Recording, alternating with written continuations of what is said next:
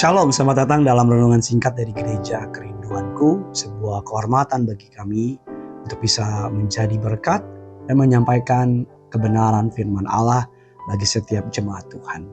Mari sama-sama kita mau tundukkan kepala, kita mau bersatu dalam doa. Hati kami limpah dengan ucapan syukur, kami berterima kasih untuk kasih dan setiamu, rahmat, anugerah, kebaikanmu yang tidak pernah berkesudahan. Kami mau dengar firman-Mu, berbicaralah melalui hamba-Mu, sebab kami siap untuk mendengarnya. Hamba mengucap berkat, apapun yang umat-Mu hadapi hari ini, Tuhan Yesus yang memberkati dengan limpahnya. Di dalam nama Tuhan Yesus, sama-sama dengan iman kita katakan, amin. Korban yang berkenan bagi Allah. Itu tema khotbah kita pada pagi hari ini. Ulangan 16 ayat 16 dan 17. 3 kali setahun setiap orang laki-laki di antaramu harus menghadap hadirat Tuhan Allahmu ke tempat yang akan dipilihnya, yakni pada hari raya roti tidak beragi, pada hari 7 minggu dan pada hari raya Pondok Daun. Janganlah ia menghadap hadirat Tuhan dengan tangan hampa, tetapi masing-masing dengan sekedar persembahan sesuai dengan berkat yang diberikan kepadamu oleh Tuhan Allahmu. Hari ini temanya adalah korban yang berkenan kepada Allah. Dahulu kala setiap orang menghadap hadirat Allah, mereka harus membawa sesuatu untuk Tuhan. Terpujilah nama Tuhan karena korban Kristus, kita tidak lagi perlu membawa korban bagi Kristus. Tetapi saya percaya sampai hari ini Tuhan masih berkenan menerima korban yang berkenan di hadapannya. Nah, hari ini kita akan belajar apa saja korban yang berkenan di hadapan Allah. Yang pertama adalah Bapak Ibu, Roma 15 ayat yang ke-16. Yaitu bahwa aku boleh menjadi pelayan Kristus Yesus bagi bangsa-bangsa bukan Yahudi dalam pelayanan pemberitaan Injil Allah, supaya bangsa-bangsa bukan Yahudi dapat diterima oleh Allah sebagai persembahan yang berkenan kepadanya yang disucikan oleh Roh Kudus.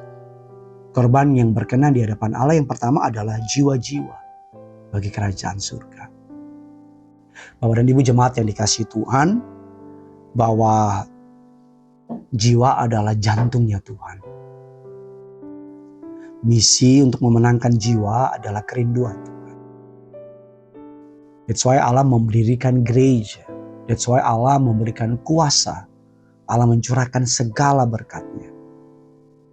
Setiap kali kita membawa jiwa kepada Tuhan, itu adalah korban yang paling menyenangkan bagi Tuhan.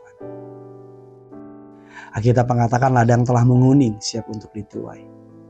Tetapi tuaian banyak, pengerja sedikit.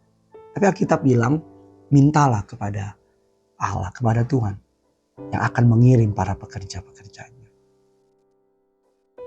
Saya sebagai gembala dari gereja ini, atas anugerah Allah sebuah kehormatan bagi saya setiap kali membaptis. Angkanya itu, Bapak Ibu kami baptisan kurang lebih 4-5 kali. Angkanya itu stabil di 40-50%, bahkan pernah sampai 60%, itu orang-orang yang belum mengenal Kristus. Entah dari ateis, entah dari agama lain. Itu bahkan mungkin untuk mereka yang selama ini menurut mereka percaya Tuhan tapi tidak percaya kepada agama. Istilahnya itu agnostik. Setiap kali mendengar kesaksian bahwa mereka tadinya bukan orang Kristen, mereka nonton TikTok, mereka nonton YouTube, atau ada teman yang bawa mereka. Bahkan ini kisah yang mungkin kedengarannya terlalu berlebihan, overrated, atau kayaknya bohong gitu. Tapi saya bertanggung jawab sama kisah saya, Tuhan saksi perkataan saya. Ada seorang perempuan yang dia bukan orang Kristen, dari agama nenek moyang di bangsa ini, tapi dia juga seorang yang mohon maaf Bapak Ibu, seorang perempuan malam. Dia anak muda yang suka nonton sosial media. Atas kebaikan Tuhan dia melihat TikTok yang bukan saya yang bikin, tapi orang-orang yang taruh. Diberkatilah kamu yang buat itu. Dan yang menarik, dia malamnya mimpi saya datang ke rumahnya. Dan beberapa hari kemudian dia datang ibadah di gereja kita cabang Kuningan. Dan dia cerita sama saya, Pak, saya itu bukan orang Kristen. Saya itu ini, saya itu ini. Itu saya dengar, itu saya tuh happy banget. Berapa waktu kemudian dia dibaptis, ikut kelas, belajar, dan berapa bulan kemudian dia jadi pengerja. Itulah kebahagiaan kita, hamba Tuhan, melihat jiwa-jiwa dimenangkan. Korban yang berkenan kepada Allah yang pertama adalah jiwa-jiwa. Mungkin ada mamamu, papamu, saudaramu, temanmu, tempat nongkronganmu yang suka jalan, hangout, dan seterusnya sama kamu. Mereka perlu Yesus. Mereka perlu dengar kabar baik. Ceritain aja.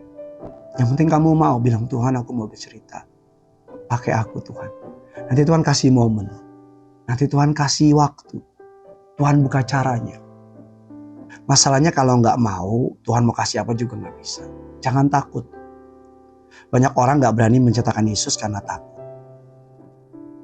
Kalau saya punya obat kanker yang menyembuhkan semua orang, cuma sekali makan pasti sembuh, masa saya tahan? Ada penyakit yang gak bisa dibayar dengan apapun, namanya dosa.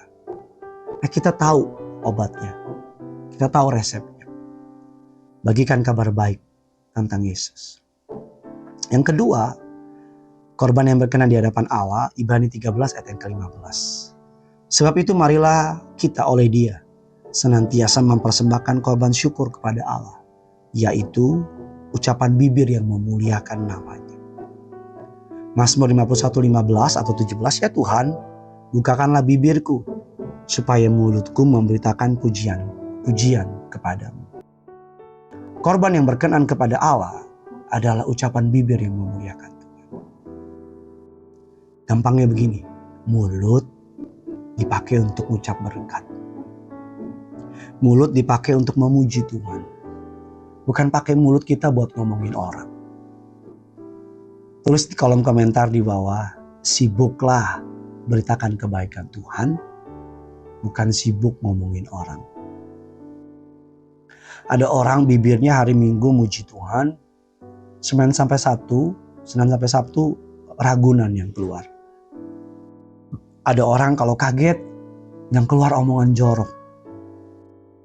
Ada orang kalau hari Minggu udah suci banget, tapi kalau nongkrong sama teman-temannya, cerita-cerita jorok yang keluar.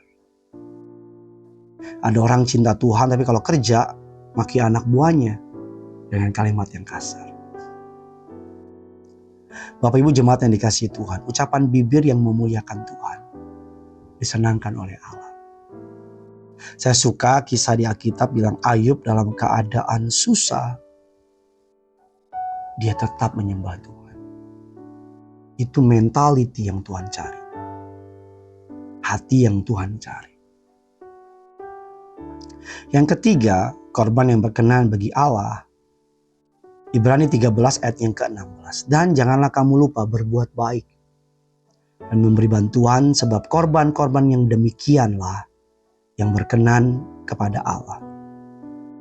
Di momen Natal ini, korban yang menyenangkan bagi Tuhan yang ketiga adalah perbuatan baik. Ini adalah kesempatan bagi kita untuk berbuat baik. Yuk, sama komunitasmu kumpulin duit, pergi ke panti asuhan, pergi ke panti werda, kumpulin duit, bikin makanan, kasih ke jalan-jalan. Saya bersama dengan teman-teman suka mengadakan hal tersebut.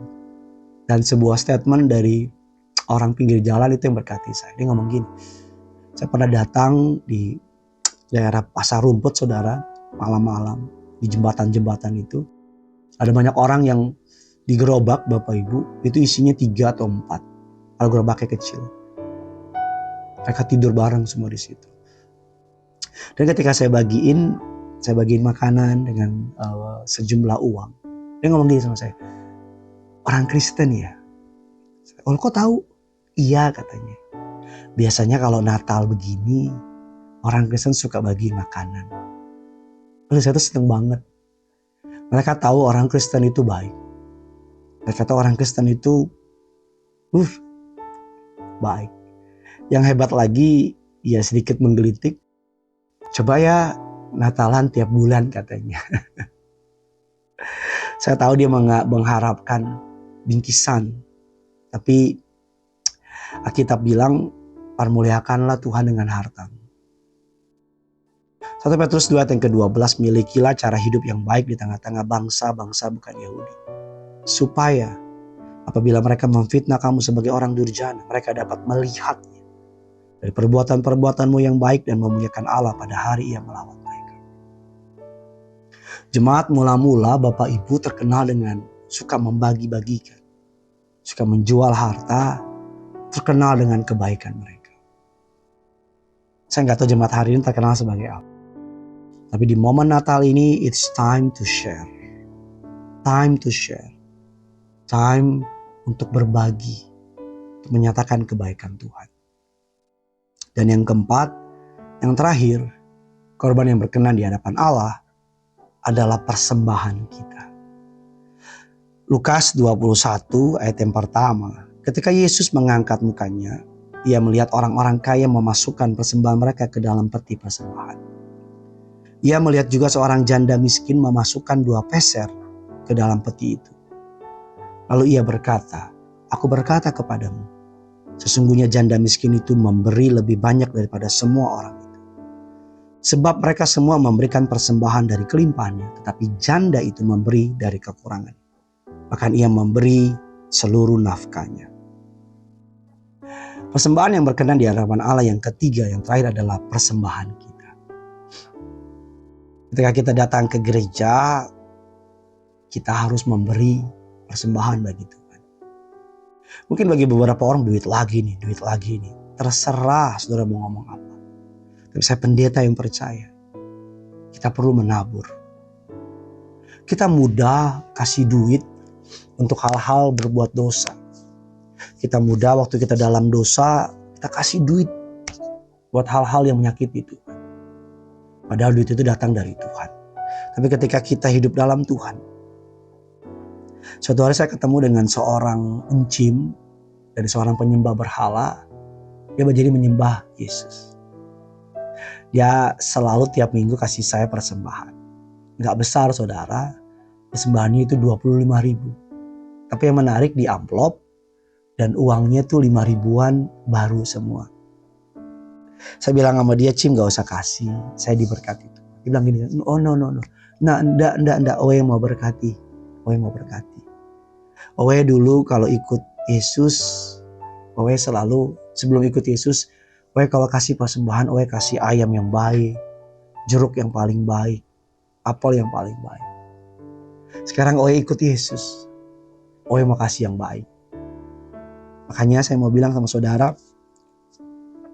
kasihlah, berilah pekerjaan bagi rumah Tuhan.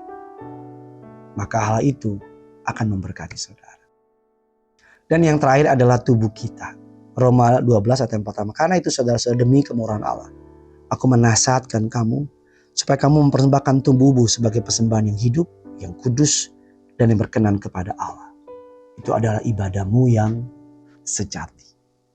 Tubuh kita adalah bait Allah. Saya undang saudara, tiba-tiba saya gak rencana, Tuhan saksi perkataan saya. Renungan ini biasanya gak pernah munculin nomor persembahan. Tapi kali ini saya munculkan nomor persembahan nanti, yaitu persembahan misi, mission care. Dipakai bukan untuk gereja kita, tapi dipakai untuk pelayanan misi. Nanti di ending akan ada video apa saja yang gereja ini sudah lakukan. Dan saudara yang tergerak untuk memberikan persembahan di Natal ini, sudah bisa mengisinya dengan mentransfer atau men-scan QR. Persembahan saudara akan dipakai untuk kami sedang membangun atau membantu gereja-gereja di daerah, atau pelayanan panti, pelayanan kami ada rumah misi Bapak Ibu, kayak rumah singgah yang kasih makan kepada orang-orang di sekitar, kasih makan dan sembako. Dan kami akan membuat acara Natal di sana. Jadi bagi saudara yang tergerak, sudah bisa mengisinya dan membagikannya. Mari kita berdoa. Tuhan, kami bersyukur untuk kasih dan setiamu, untuk rahmat dan anugerah.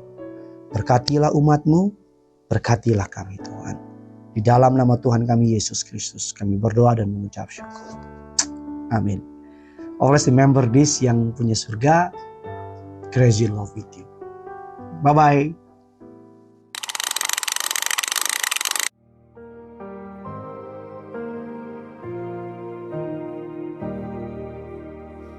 It was my cross you bore, so I could live in the freedom you died for.